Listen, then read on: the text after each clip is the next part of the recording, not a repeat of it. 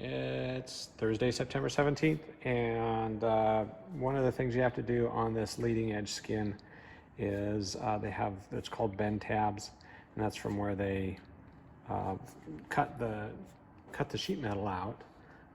So what you have to, they leave that on there from the factory, so what you have to do is you have to cut that off. So I've just got my Dremel with my cutoff wheel, and we're not going to cut it off flush, but I'll cut it off with a little bit to spare, and then I'll take a grinding wheel and just smooth that out. So you have to do that on both ends, the bottom and the top of the skin.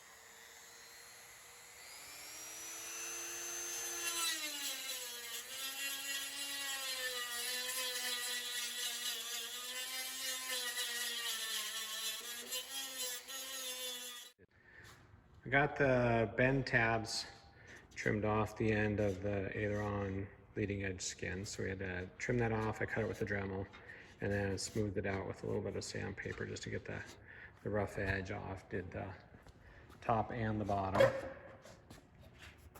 and it's all straight with this line of the leading edge here.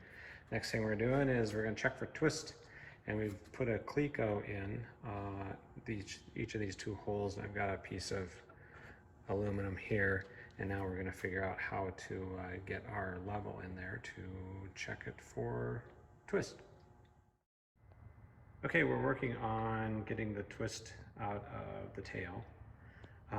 When we initially checked it, the angle, it doesn't matter what the angle is, it just needs to be the same on both ends. So we were 1.95 degrees on the far end and 1.55 on this end. So we need to raise this corner. We've got all the weight on top of it holding it down, so we just need to raise this corner just a little tiny bit, and I stuck this little shim in here, and that took it to 1.75, and so I'm gonna hit it again here and put a little more in there. So yeah. Okay, so here's the digital protractor I'm using, and what I've done is I've got the Clecos, I've got this piece of flat aluminum here, and then it doesn't really fit on there real well, but you get the idea. So we're at plus 1.95 degrees. I'll keep this protractor oriented in the same direction when we come down here. So what I have to do is put it on here, set it on the edge, so we're faced the same way. We'll let it settle down here for a couple seconds. It's got a hold button. We'll hit the hold button, and we're at plus 1.95. So we've gotten the twist out of it, and now we will rivet this top skin on with the sandbags on it, and that should, in theory, hold this tail frame in place. And when that's done, we'll flip it over, and then we'll do the same procedure. We're going to check for level and then rivet the other side. And then the last thing we're going to do is we're going to drill through the leading edge through the spar and then mount the leading edge. Okay, change of plans. This is why we take our time figuring this stuff out and going over once, twice, 3 or more times of what our plan is. We changed it because I was, again, starting to get in a hurry, getting excited to get something done, but we got to slow down.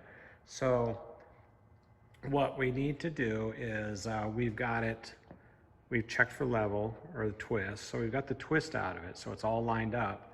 Now what we need to do is we have to transfer drill all of these holes, and then we've got to deburr the holes that are in the skin and the spar. And there's the spar right there, and that's where we're going to be drilling through these holes.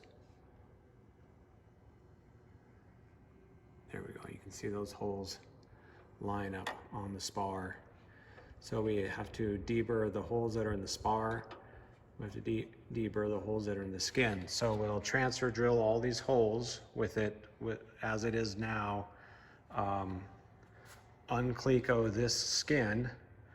We'll pull the skin out, deburr the skin, the holes in the skin, deburr the spar, put it back in, slide it in, cleco this all back in, weigh it down again, check for twist one more time and make any minor adjustments. But in theory, it should line right up with the holes that we transfer drill, because we're transfer drilling it with the twist taken out of it. So we'll do that.